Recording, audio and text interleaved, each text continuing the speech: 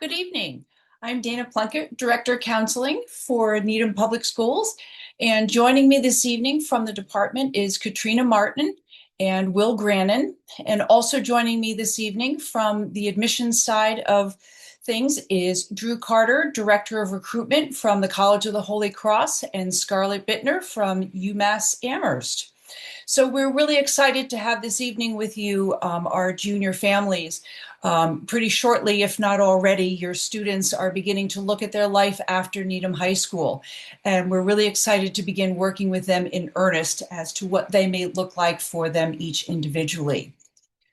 We have a slide deck that our colleagues will go through this evening, and then we'll have some comments by the admissions reps who've joined us this evening, and then an opportunity for Q&A at the end. So if you have a question, please feel free to put it in the chat, and we'll try to address as many as possible by the end of this evening. So again, welcome and thank you for joining us. We'll start off by simply talking about sort of our guiding philosophy in the counseling department of Needham High School. And really what we want our students to do as they think about what their experience will be after they graduate in a few short 18 months from now is to really look at what is the best match for them as they look at their post-secondary experience.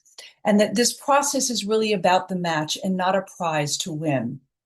We in the counseling department really have what we feel is a very student-centered process where the journey is very individualized and driven by the student's unique goals and aspirations. So we really want students focusing on kind of what's on their wish list, what are the things that they want to do with their future, not what their peers or they've heard from other people. So again, it's a very student-centered process where our counselors work individually with each of your students to kind of find out what that path is. With endless opportunities as a post-secondary option, whether it's somewhere of the 4,000 colleges in the United States, colleges abroad, the military, working, gap year, we believe that there's a path for all of our students, and we really work individually to make sure that they find what makes the most sense for them. We also enjoy working collaboratively with you, the parents, in this process. So please feel free to reach out to your school counselor as you navigate this as well. Whether this is your first time, your second time, or multiple students, every student is different. Every student starts and ends this process in a different place. And again, our goal is to find the right match for their post-secondary experience by the end of their senior year. So with that said, I want to remind folks of who our school counselors are. This is a really dedicated group of individuals, many of whom have had years and years of experience in supporting students through the post-secondary process, and will continue to do so with your juniors. Pretty shortly, if not already, we'll be starting with your juniors in giving them a brief overview, similar content to what we're going over tonight, and then we'll start working individually with them. I can say, having worked with this department for over 13 years, you couldn't be in better hands in terms of individualizing this process and supporting every student through making their post-secondary decisions. So with that said, I'm going to start by turning it over to Katrina Martin, who's going to continue with some overall information on this post-secondary process, and then we'll hear from our admissions reps shortly. Katrina, I'll turn it over to you. Thank you, Dana. Good evening, everyone. My name is Katrina, one of the school counselors. I am going to be sharing a general overview of what your 11th graders and 11th grade families can be expecting over the next year and a half or so. We've broken things down into 3 phases. Phase 1 is junior year. Phase 2 is this upcoming summer before senior year, and phase 3 is senior year. So we'll talk in more detail about what each of those timelines look like.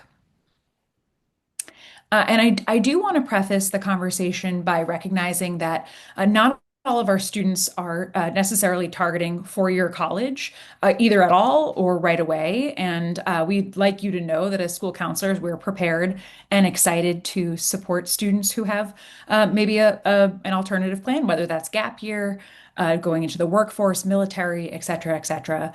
Tonight, we're really focused on the college application process because there are so many different aspects of it that we want our students and families to be aware of. But please know that, as Dana mentioned, much of our work with students is individualized. And if your student is not sure if this is the path for them, we are more than happy to support them through that and walk through the steps with them. So, phase one, here we are, junior year. In the fall, school counselors visited 11th grade wellness classes to reintroduce SCORE, which we actually introduced for the first time last year in 10th grade to do some career exploration exercises with our students. We've brought this back for our students and shown them how it can be used for college exploration. We also discussed standardized testing this fall. Many 11th graders took the PSAT for the first time or perhaps the second time, which was an excellent opportunity to practice for the SAT. So this year, 11th grade, we are encouraging students to continue using online research tools like SCORE and Big Future to be exploring different college options. As Dana mentioned, there's thousands of colleges in the US alone, and it's not a simple task to narrow excuse me, to narrow down that list and determine what's going to be the best fit for each individual.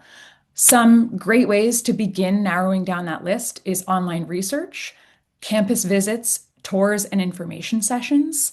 Uh, it should be noted that campus tours and information sessions can happen in person, ideally, and also virtually. Many colleges offer virtual tours and information sessions for students who may or may not be able to travel to visit their campus.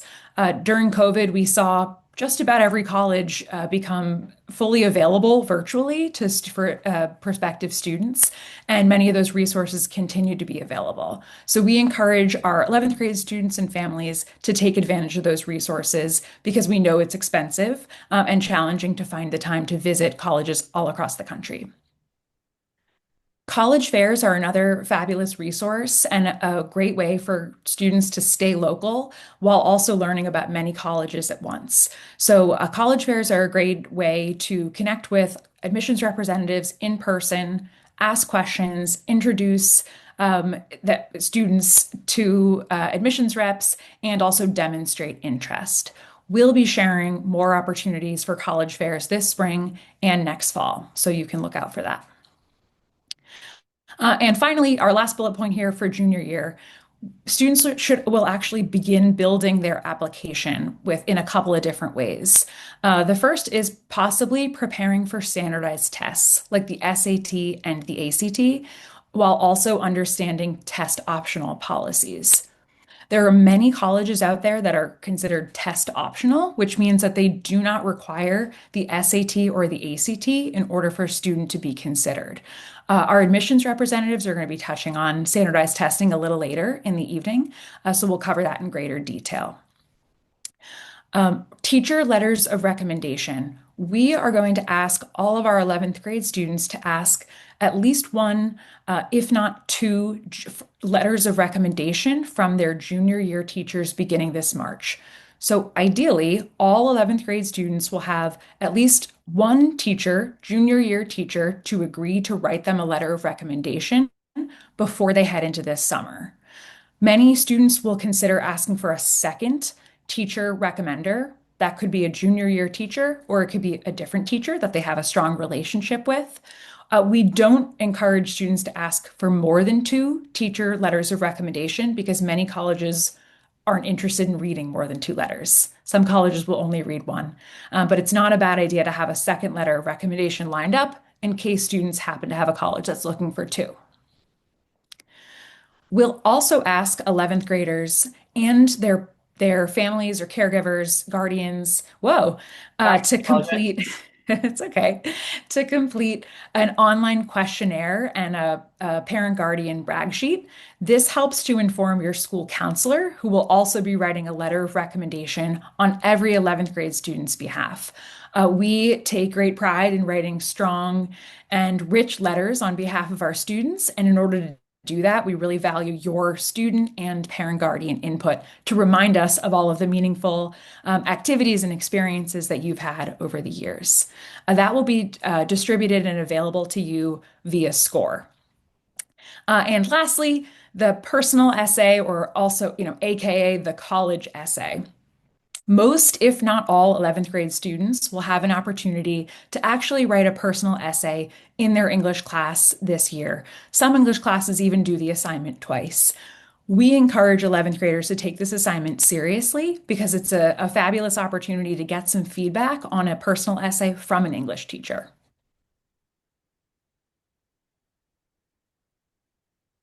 So I've already highlighted a long list of tasks that 11th graders are going to be tackling this spring.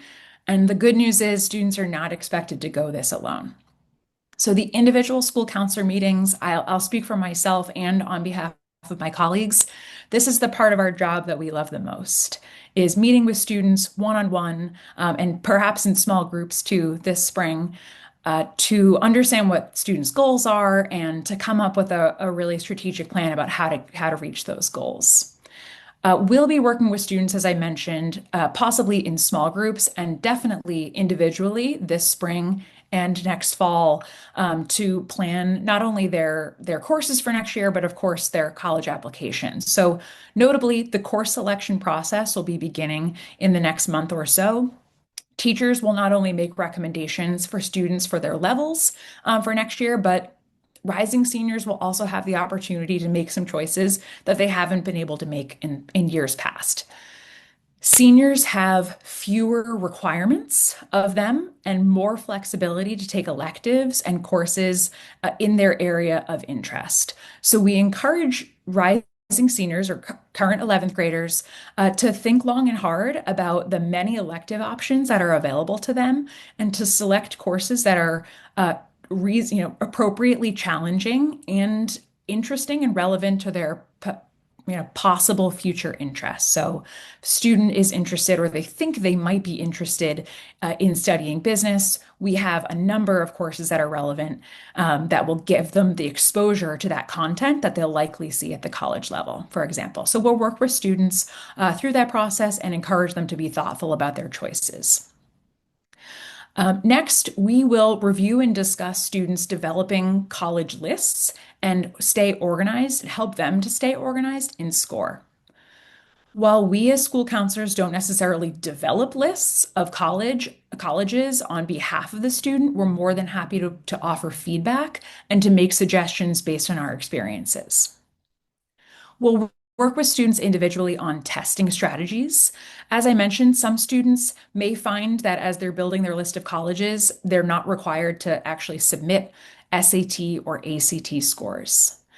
It's our philosophy to encourage students to try the SAT or the ACT, even if they're not the most confident test takers, with the understanding that if their scores are not as strong as they hoped, they can simply choose to not send the scores to their list of colleges. Sometimes students surprise themselves, and if a college does pop up on their list that requires the scores, we'd rather have them have the score in their back pocket available rather than scrambling next fall to take a last minute test. I just talked about letters of recommendation. We'll work with students and ask our students this spring who they plan to ask and talk about strategy. Some colleges are really specific in what they're looking for. They might want a humanities teacher, so English and history, and a math or science teacher. Some colleges may only want one letter, and students often have questions about which teacher they should ask to be strategic, so we can help students with that. And lastly, we will certainly talk with students about any sort of specialized plans they have, whether that's athletic recruitment, auditioning for certain art programs, submitting portfolios. I mentioned gap year and military enlistment. We're here to support students in whatever their individual path is, and we're prepared to help them plan for the next steps. Phase two is this upcoming summer. We know that students are busy with summer jobs and camps, perhaps family travel, and we encourage them to take full advantage of that and enjoy their summertime. And this is an important summer. And if students do have the time on a rainy day, we highly encourage that they're thinking about this phase three, I guess you could say, or they're thinking about what their next steps are. So this is a really great time to be refining their list, continue to visit campuses, access online and virtual tools, narrow down their list. and also work on essays. Some students have heard about supplemental essays. Many colleges are asking college-specific questions in addition to that personal statement we talked about. Summertime is a great time to be working on this because students aren't also dealing with the competing demands of their courses for the most part. We have seen an increasing number of students who are beginning to work on their Common Application. The Common App, many of you have heard of it already, but just in case, it is one common place where students can apply to many colleges rather than filling out, dozens or, not dozens, but hopefully a few applications. They can fill out one application and submit that to most colleges. We're seeing a number of students who are working on their Common Application over the summer to reduce stress in the fall and to generally feel more prepared. I do want to mention that we as school counselors are not expecting that students have completed their college application process by the time they're returning to school in the fall. That is not the expectation. However, it is encouraged to at least be thinking about it and to be narrowing down their list so they come into the fall feeling at least somewhat confident in what their next steps are. The last thing I'll mention from this slide is one important date that you should know. The Common App is still available to this year's seniors through August 1st. So that means current 11th grade students are not able to submit their applications until August 1st at the absolute earliest. This is important to note because if students are accessing the Common App to work on those essays that we mentioned, any work that's submitted or essays that are drafted in the Common App may not be there after August 1st. So we'll talk with students about this, but we want students to remain organized, but to not be planning to submit their applications over the summer because most of the time that isn't possible.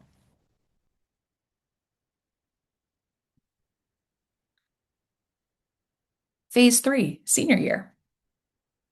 So in September, we, the school counselors, will host a similar evening event, a webinar for seniors and for families to share more nitty-gritty details about what you can expect about the senior fall application experience, senior year application experience, I should say. A few notable deadlines that you can be aware of now. The early action and early decision application deadlines are typically at the earliest October 15th, but typically November 1st. January 1st, January 15th, February 1st, and so on and so forth are typically what's called the regular decision application deadlines. We have noticed over the years that the vast majority of our students are targeting early action deadlines, so typically November 1st. But if we're working with a student who knows that they've got a busy summer up ahead and a busy fall, maybe with sports or theater or activities or a job, it's perfectly fine to target January 1st or the regular decision deadline dates. There's no penalty for waiting for the regular decision dates. So we want you to be aware of that. So while it is sort of the norm at Needham High School to be submitting applications for early action or early decision, the regular decision deadline is perfectly acceptable, and we'll work with students to not rush through their applications to submit for the early deadlines. Fall and winter of senior year, families will receive information from us about financial aid applications. We are actually going to be hosting a financial aid informational night, partnering with Bentley University this March. I believe we have more information about that later in the evening. But fall and winter of senior year is when students and families will actually be submitting financial aid applications, including the FAFSA, the free application for federal student aid, and possibly the CSS profile, which is required by some colleges. More information to come about those. Winter and spring of senior year is when students will largely be receiving their admissions decisions and evaluating their outcomes. And finally, May 1st of senior year is the deadline for most colleges for students to actually enroll in their college and put down a deposit. So by May 1st, the vast majority of our students have made their decision on where they're going and have submitted a deposit to save their spot.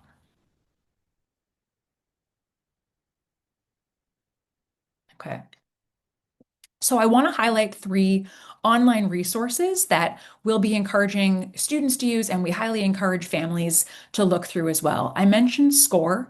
All 11th grade parents and guardians should have received an invitation to join SCORE earlier today. If you didn't receive something in your email, please don't hesitate to reach out to your student school counselor so that we can invite you to join SCORE and you can check out what it's all about. SCORE is our main tool for research, exploration, list building, organization, and it's a way that we communicate with students in addition to email about this whole application process.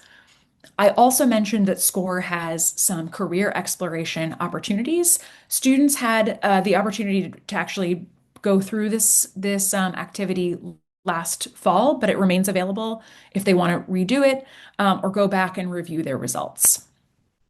Big Future, owned by the College Board, is another fabulous website. Not only do they have college exploration resources and opportunities, they also have information about scholarships and financial aid and also other career information.